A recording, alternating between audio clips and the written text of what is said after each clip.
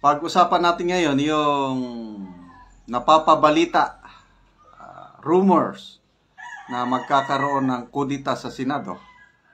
Tatanggalin si Senate President Chis Escudero at papalitan ni Senator Cynthia Villar. Anong dahilan? Haka-haka lang. Paghahanda sa impeachment trial ni BP Sara. Okay, pakinggan natin ang balita ito. Maimuugong na namang kudeta sa Senado. Patatagsigin daw si Senate President Chis Escudero at ipapalit si Senatora Cynthia Villar. Unahan daw ng ilang senador ang balaking umano'y pagpapatalsik kay Senate President Chis Escudero, pati na rin po ang umano'y papalit daw sa kanya na si Senador Cynthia Villar.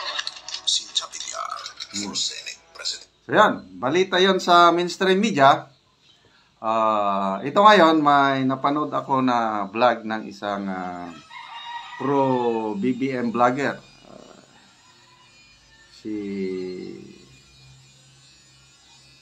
Alicia, basta pakinggan natin. Maganda yung kanyang analysis. May 12 ka senador na daw na susuporta sa patalsik kay Senate President Escudero. So isa na lang kulang. At ang kumakalap, ang nangunguna sa pag-signature drive ay walang iba kundi si Senator Amy Marcos. So, pakinggan natin. Guys, what's up? It's me again, Alicia nyo, at nagbabalik ulit para sa ating panibagong video. So, ngayon nga po mga minamahal, kung kagabi, di ba, ibinalita ko sa inyo, meron pong 11 na senador ang suportado itong si Cynthia Villar bilang maging Senate President. Nadagdagan sila ngayon. So, from 11, naging 12. Ito yung nakakatakot kasi isang senador na lang po yung kailangan nilang kumbinsihin, mga minamahal, mapapatalsik na nila itong si Senate President Chis Escudero. So, ito yung mga senador ipakita ko muna sa inyo yung pangalan ng mga senador. Nandito si Alan Peter Cayetano, si Pia Cayetano, ano pa bang aasahan natin sa mga Cayetano? Si Bato de la Rosa, si Bongo, Loren Ligarda, Amy Marcos, Robin Hood Padilla, si Bongo, si Bong Revilla, Francis Tolentino, Cynthia Villar, Mark Villar, Mig Subiri. Although lahat ng ito mga minamahal is just a rumors. So, chismis ba? Okay, yung 12 na yun na binanggit niya, sa napapanood kong vlogs, nababasa kong mga comments, yun yung mga yun yung mga senador na posibleng boboto para ma-acquit si BP Sara sa impeachment. So, according to rumors, yung 12 na yon, sila ang nakahandang sosuporta na patalsikin si Senate President Escudero at ang ipapalit Cynthia Villar. Okay? Tuloy natin ang komentary ni Alicia. Lamang po ito, hindi pa po ito nangyayari. Pero yung nakakatakot dito, baka maulit yung senaryo ng kay Miguel Subiri na dati chika-chika lang yan hanggang sa isang gabi, isang araw na balitaan na natin na napatalsik na nga nila ng tuluyan itong si former Senate President Miguel Subiri.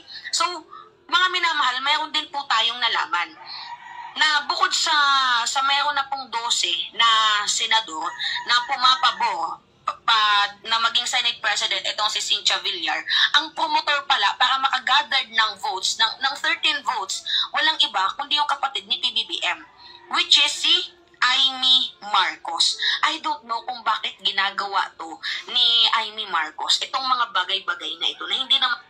Okay. Kung totoo yan, na si Senator Amy ang gumagawa niyan, para sa akin, yan ang pruweba na magkaibigan pa rin si BP Sara at Senator Amy. Kasi kung totoo na papatalsikin nila si Senator Escudero, naniniwala ako na paghahanda ito sa impeachment trial. So, ibig sabihin na nakikita ng mga senador na aakyat at aakyat sa Senado ang impeachment complaint. Kaya naghahanda sila. At ito na nga, si Senator Amy, pinapakita niya ang kanyang katapatan sa kanyang kaibigan niya si BP Inday Sara. Okay? So bakit gusto nilang tanggalin si Senate President Escudero? Baka nakikita nila na pro-Marcos itong si Escudero. Niya dapat gawin. Kung gusto niyang sumipsip sa mga Duterte, sa ibang way na lang. Kasi mga minamahal, itong si Chis Escudero, wala naman pong ginawang masama yan sa mga senador. Medyo hindi lang nila gusto yung taste ni Chis ng pagiging fair. Para sa akin, much better si Chis kaysa kay Cynthia. Kasi si Chis, mga minamahal, abogado. Itong si Cynthia, isang oligarko. Diba, ang layo ng bet ninyong Senate President. Kasi nandito na tayo, okay na si Chis eh. Kasi isa lang naman yung kinagagalit nila. Yung komento ni Chis patungkol sa impeachment. Alam naman natin yan, na itong si Chis Escudero, ang sabi niya, kapag naihain yung impeachment, naitaas yan, tatanggapin namin yan. Diba? Yan yung sabi ni Chis. Siguro nagalit ata yung mga pro-Sara senador dyan. Kasi mga minamahal, nagsisimula yung impeachment dito sa lower chamber. Okay, sige. Mayroong mga kongresista na nag-file ng impeachment against kay Sara Duterte. So, what if nakagathered sila ng 105 votes? Pag nakagathered sila ng 105 votes, wala nang madaming eklabush, wala nang madaming keme, lahat, pag may nakapirma, basta nakalap nila yung 105 votes, wala nang madaming debate, aakyat dyan sa Senado. Ngayon, ang Senado, mga minamahal, hindi naman po pwede nilang i-abandona yung kasong impeachment dito kay Sara Duterte. Dahil unang-una, ministerial duty, ministerial work po ng Senado na... Anyway, ganyan talaga ang politika. Magulo. So,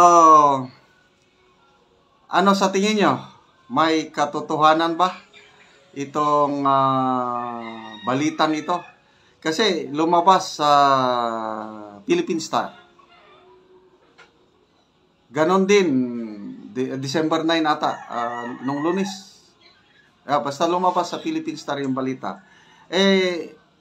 Wala namang usok kung walang apoy. So, bantayan natin. Nung una, umugong din yung balita na yan, tatanggalin si Senate President Zubiri. Okay? So, nakailang beses na attempt. Hindi sila naging, yung first attempt nila, hindi naging successful dahil mabilis si Senate President Zubiri noon. Nakakuha siya ng 13 signatures. Suporta sa kanya. Hindi natuloy. Then later, biglaan. Nakakuha ng 13 signatures para tanggalin siya at suportahan si Senator Escudero. Kaya natuloy yung ano. Kaya importante talaga sa Senado, check and balance. Kasi kung ano pang ating mga senador, hindi sila independent-minded. Baka ngayon, planchado na yung charter change. Baka pumasa na yung, resolution of both houses number 6. Ngayon ang pinapaapuran ng mga kongresista. Kasi ang mga kongresista, tapos na yung kanila, yung resolution number 7. Pasado na. Charter change na. Senado na lang hinihintay. Dahil matigas ang ulo ng mga senador. Hindi sumusunod. Kaya sabi ni Senator Zubiri na nasibak siya dahil hindi siya sumusunod sa utos ng powers that be.